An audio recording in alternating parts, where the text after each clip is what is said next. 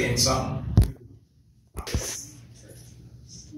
Well, good morning. Good morning. As they would say in Brazil, teach you how to say good morning, 2 words as well. Bom dia. Bom dia. It would sound like B-O-N-G, and Gia would be like J-I-A. Bom dia. Say that with me. Bom dia. Bom dia. Those were the first 2 words that your pastor learned in Brazil when we were there for 2 weeks with him, and we stayed back, so a total of 28 days for my family. And I'm just excited to be in the house of the Lord this morning. We left the last time we were with you on a mission to Brazil, and I delivered a word here. In the first church we're stepping into back into Virginia Beach is back here where we left off. Another fact that God is a God of fulfillment. And I'm coming back today like a child coming back from an excursion that he really enjoyed. Yeah. And you couldn't stop him from wanting to talk about all of the good stuff. You remember that? Yeah.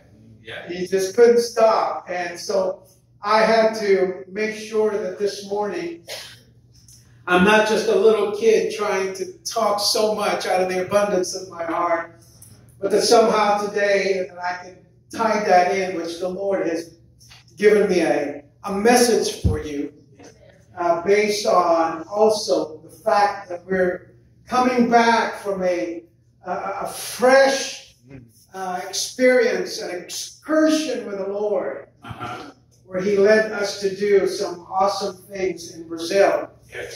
And so if I had to write down what I really wanted to share, because if not, I may keep you a little longer. So don't worry, I've got my notes down. And I'm going to be mindful of the time. But I do want to share from the abundance of my heart this morning. And before we read the word of the Lord, I want to say, first of all, thank God for all that He has done. Yes. For great things He has done. Yes. Thank you, Lord.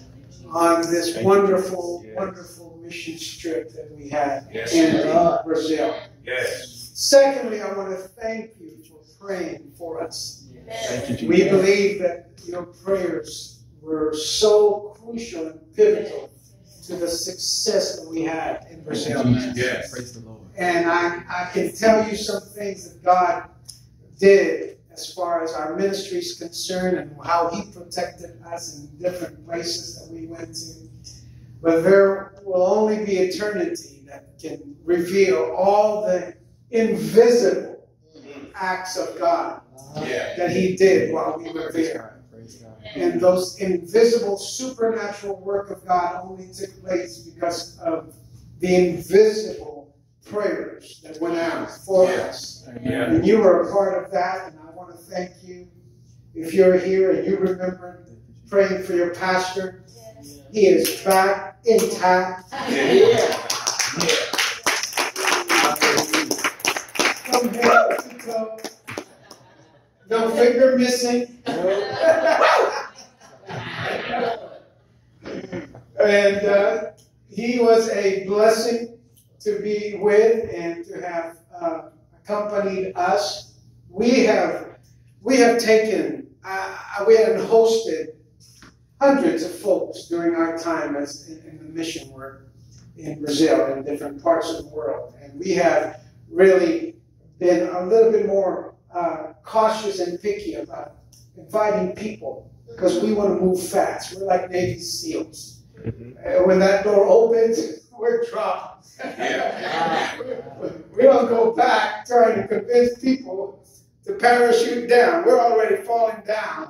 And we're going fast and serious. And so I appreciate him going with the flow, moving along with us as we moved in and out of the city.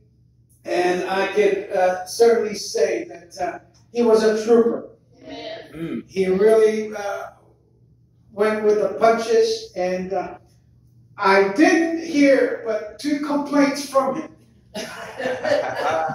You guys want to know the 2 complaints? Only 2. Only 2. Praise Now, the Lord. I have had folks arrive in Brazil in the morning, and one particular girl now that's coming to my mind, by 5 in the afternoon, she was crying and wanting to go home. And I did take her back home. I said, I'm not going to have you in my boat, because we're coming to divide and conquer. And so I took her back to the airport. But you're only 2 complaints, and 1, I fulfilled my promises. I said 1 complaint you're going to have, and I'm already telling you what it's going to be, and you might have said no. I said 1 thing you're going to complain about is you're going to complain about overeating. The food is so awesome here, and you're going to complain about too much food, overeating. Sure enough, it did. About 3 days before he left, going up the elevator, he said, I don't want to eat no more. I don't want to eat. He looked at me. and he was like begging me. I don't want to eat anymore. And that was like the elevator going up slower than it did the other days. And we were supposed to go out that night on Christian's birthday on an all-you-can-eat Brazilian steakhouse. So for him to say, I'm not eating anymore, I knew the account was down. And he was staying down. So I said, okay, stay back home. The second complaint was, due to the first complaint, he had eaten so much that, and we all had eaten so much, that we smelled like the food we ate. And so the flies got to him. That was the second complaint. We went up to Christ the Redeemer. And Jesus couldn't swat the flies for him. We went up to Christ the Redeemer and they were at him.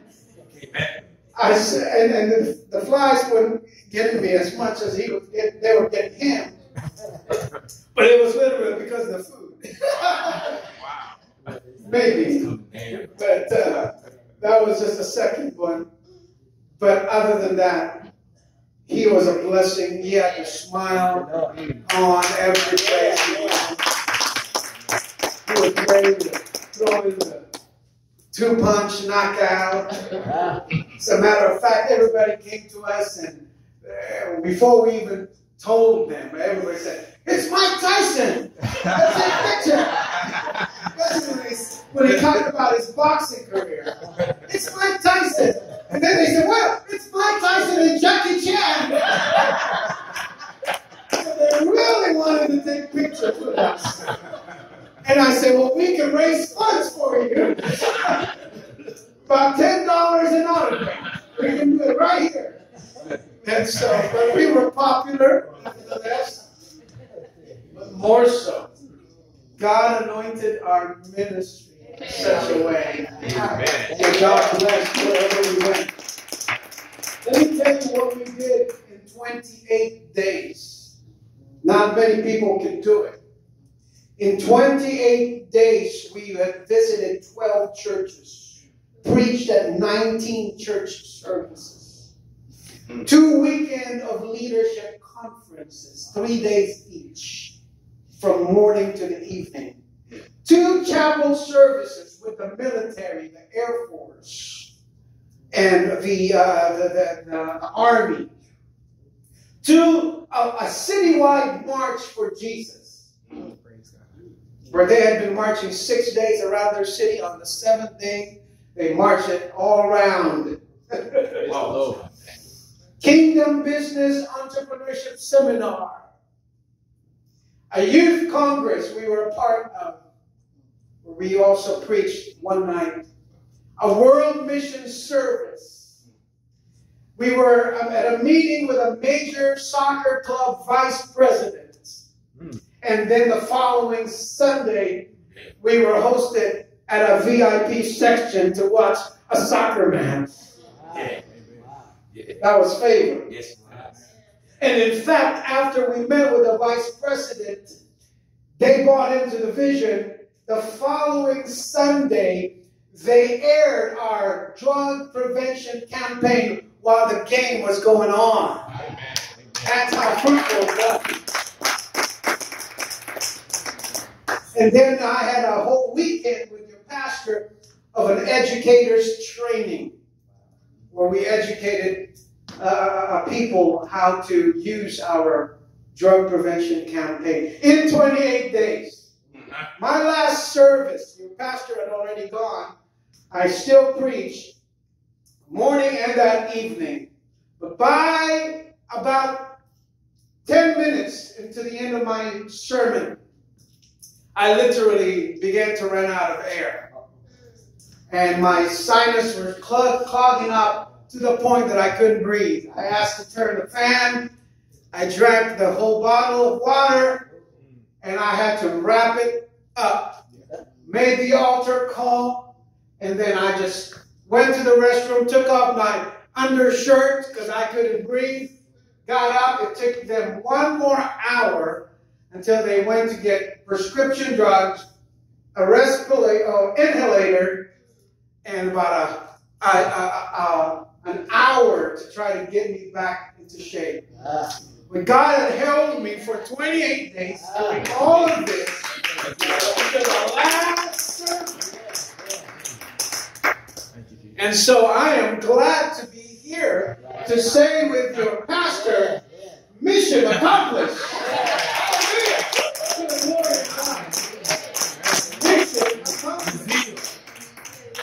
We went out there to fight. We went out there to take territory. We went out there to do some business.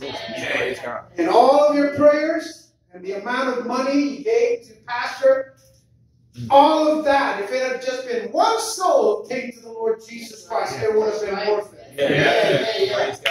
But all that took place. So I'm excited about that. I told your pastor coming into the sanctuary that we really do need to see and to show the pictures and the videos. My son is doing that. And so what we wanted to do was to do perhaps a service plus a luncheon or a dinner or something to show it formally, to give you more of what took place, and then to present that in that service, a missions project for Brazil. So many opportunities that we saw there. Yeah. And so we thought maybe we could do that, and I'll get together with your pastor about the exact day and we should do that. Amen. But that's what all took place in a nutshell, and just so many good stuff. I mean, but I could just like a little kid, just jump, but I could do that the whole afternoon. But I'm so grateful to be serving the Lord. Yeah, no question. And I'm so grateful for the body of Christ. Yes. And I'm so grateful that,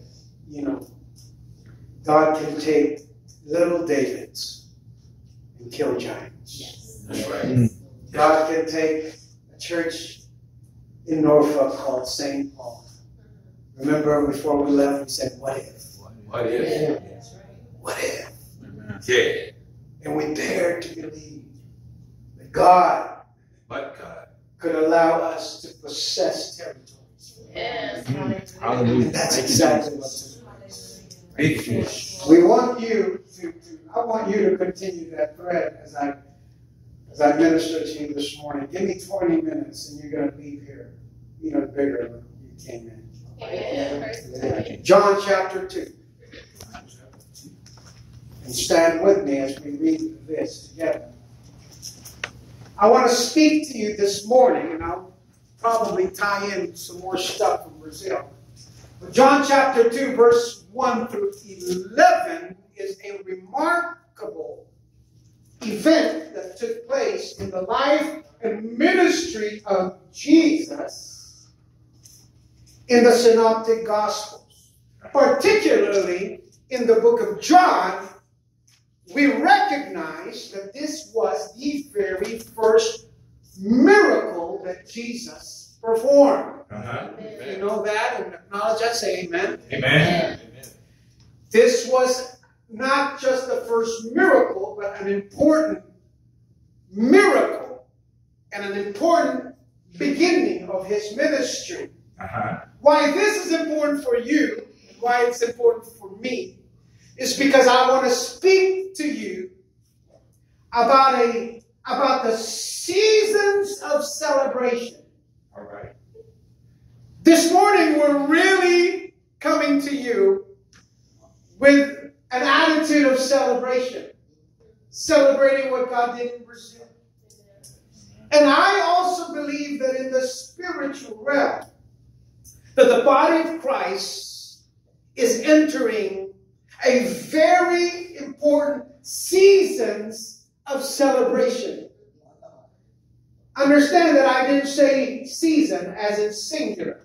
All right. I'm speaking of seasons as of a multiple times of celebration. Okay. Because I really sense deep down in my heart that God is about to bring his church into place of great celebrations. Because we are not a people in which we just holler a moment of celebration and say, that was our chance. I really believe that if we look at the Word of God, that God has seasons. Not one time, because when I look at my life, I've had a season of celebrations, of victories. But perhaps you are here today and you're saying, well, I need to enter into a different season that I've been in lately.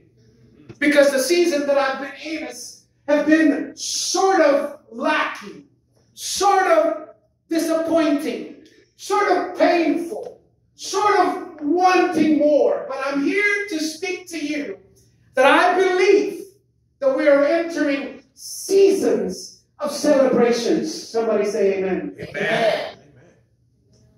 And for that matter, I want to read John chapter 2 and lay out 3 important points of the kind of seasons that I believe God is bringing you and I into. John chapter 2, verses 1 through 11. On the third day, somebody say third day. Third day. Well, I'm sure you've heard of that phrase. You better circle that. That equals one word, resurrection. That's right. But look at the beginning. On the third day. Hallelujah. And it'll show up later on that on the third day Jesus Christ rose from the dead. But he's just reminding us that he is the God of the third day. A wedding took place at Cana in Galilee. Your pastor and his wife, Lord willing, will be with us in that very place. Hallelujah. Cana in Galilee. In fact, I'll be there this November doing a marriage dedication in Cana in Galilee. Amen. To some 80 folks from San Francisco. Jesus' mother was there, and Jesus and his disciples had also been invited to the wedding. Turn to your neighbor and say, you're invited to the wedding. You're invited to the Oh, wedding. come on now. Say it like you mean it. You're invited. You're invited. Oh boy, I'm excited about that. When the wine was gone, somebody say, uh-oh. Uh-oh. When the wine was gone, Jesus' mother said to him, they have no more wine. Did you just see the turn of events? Yeah. On the third day, we're up and up. On the wedding day, we're celebrating. Just right there, just a few words, but the wine died out. It's gone. Wine. Look at the seasons there. Look at the turn of events. Does it sound like your life? It sounds like my life. I know about you. But God knows the season I'm in. Yeah. And God knows the season you're at. That's right. And God knows exactly what's happening with you in that season. That's right. Somebody say, uh-oh. Uh-oh. The wine, though. The wine was gone, she said. They have no more wine. Dear woman, Jesus said. Why do you involve me? Jesus replied. My time has not yet come. She's like saying, show off, Jesus. Come on. And he's like, wait a minute, woman. Not mama. Woman. Just hold on. Because we've got 3 years to go. He says, my time has not yet come. And his mother said to the servant, kind of turned around. Yeah, whatever. Went over to the servant and said, just do what he said. Turn to somebody and say again, just do what he said. Oh, he didn't say that like you meant it. Maybe you haven't done what he said. But I'm talking about living out exactly what the Bible is saying here. I want you to say it one more time like you're about to surrender your life into a commitment here and say, just do what he says. Just do what he says. Okay, now answer yourself and say, I'm going to do it. I'm going to do it. Do it. Because sometimes our seasons of life, if we find ourselves in the valley of the shadow of death, we're not as ready to do what he says. All right. And sometimes when we're walking through the green valley, and he lays us on green pastures and beside still waters, and we're going, yeah, whatever he said, Lord, I'm going. Right. But when he says he leads me, and where he has to prepare a table before me in the presence of my enemy, we may not be just as ready to say, just do what he said. Because we're struggling with it. In your season of life today, you may be, I don't want to do what he's saying. But I'm here to tell you, if you don't do what he says, party's going to be over. Uh-oh. But if you do what he says you'll do, party's going to go on. That's right, baby. Tell somebody beside you, let the party go on. Let the party go on. That's a party. Are you with me? Say amen.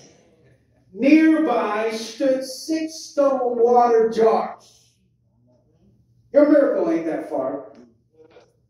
Nearby. Somebody say nearby. Stood 6 stones, water jars, the kind used by the Jews for ceremonial washing, each holding from 20 to 30 gallons. That's big. They are big. Somebody say, that's gallons. That's big. It ain't little bottles. That's big. You're talking gallons. Each 20 to 30 gallons. Let's just say 20 times 6 spots. 120 gallons. Somebody say, let the party go on. Let the party begin. Let it start. Jesus said to the servants, fill the jars with water. Say, fill it. Fill it. Say it again, fill it. Fill it. Fill it with water. So they filled them to the brim. Somebody say, to the brim. To the brim. You ever got one of those communion cups? Like you're looking for the one with a little bit more. Because I got a bigger piece of the bread. And it's like, fill it to the bread. Fill it to the brim. Then he told them, now. Somebody say now. Now. I said somebody say now. Now. That's time. That's season right there. All right. Now. Now. Draw some out and take it to the master of the banquet. Somebody say, take it to the master. Take it to the master. Oh, man. Take it to the master of the banquet. So they did so. And the master of the banquet tasted the water that had been turned into wine. He did not realize where it had come from. Just imagine his face. Took a sip, and though the servants who had drawn the water knew where it was coming from, which was Jesus, then he called the bridegroom aside in the back door and said, everyone brings out the choice wine first, and then the cheaper wine that we've been drinking. Because we're running out. We're trying to water it down. We're buying it all. We're buying it all from 7-Eleven. But you, after the guests have had too much to drink, you have saved the best till now. Woo! This, the first of his miraculous signs, Jesus performed at Cana in Galilee. He thus revealed his glory, and his disciples put their faith in him. You may be seated. Wow. Well, I think we already preached. Just reading that. My goodness, I can go home with that. Seasons of celebration. Understand this morning that there are 3 seasons that is represented here, in which the seasons of life and seasons of the trajectory of our walk with God always falls into. But today we're thinking of seasons in one way, I know, in your mind. And that is what the Bible talks about, the seasons of time as of a chronological time, which is chronos. And that season is what we know of today as that of, we could see here in this state, the seasons of fall, and winter, spring, summer.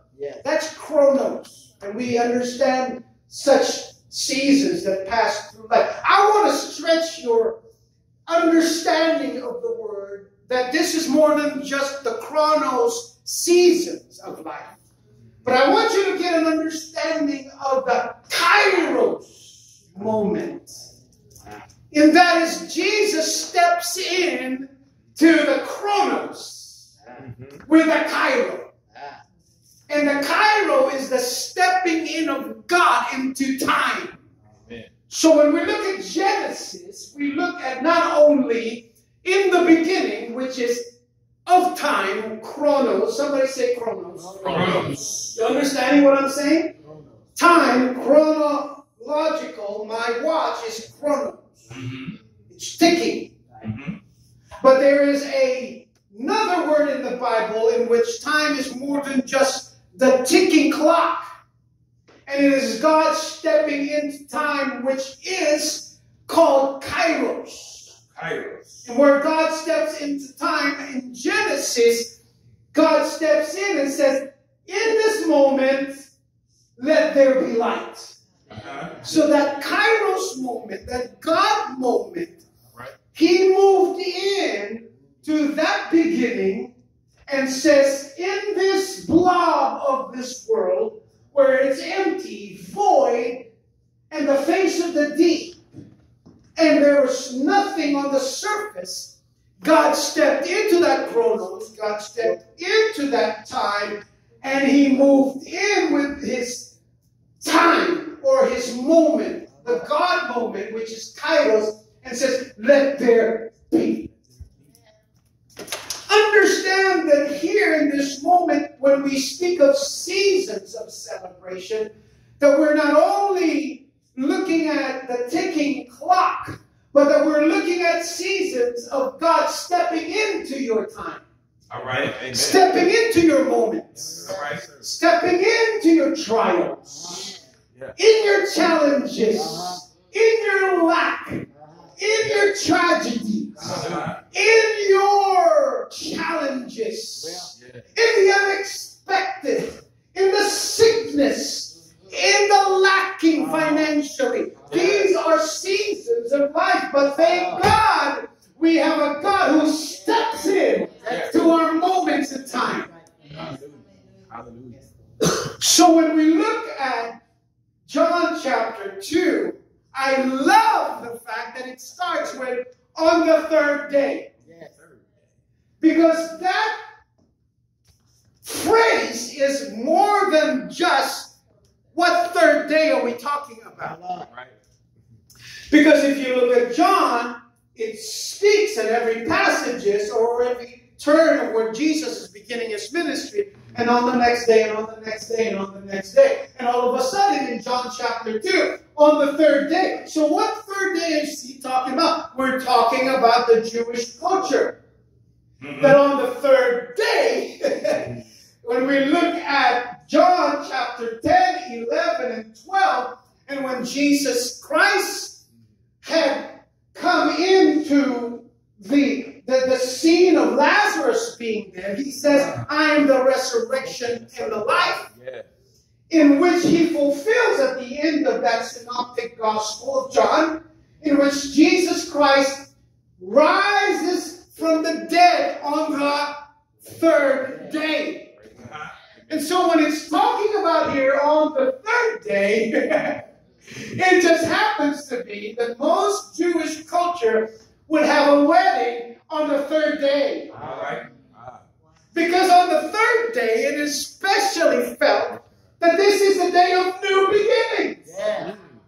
That these are the days in which a husband and a wife are coming together and they're beginning to start something new. Yeah.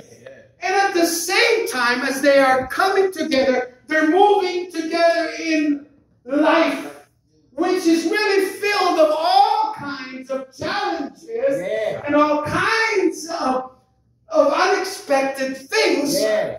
But it is this on the third day that Jesus, hallelujah, decides to show a first miracle. And it is this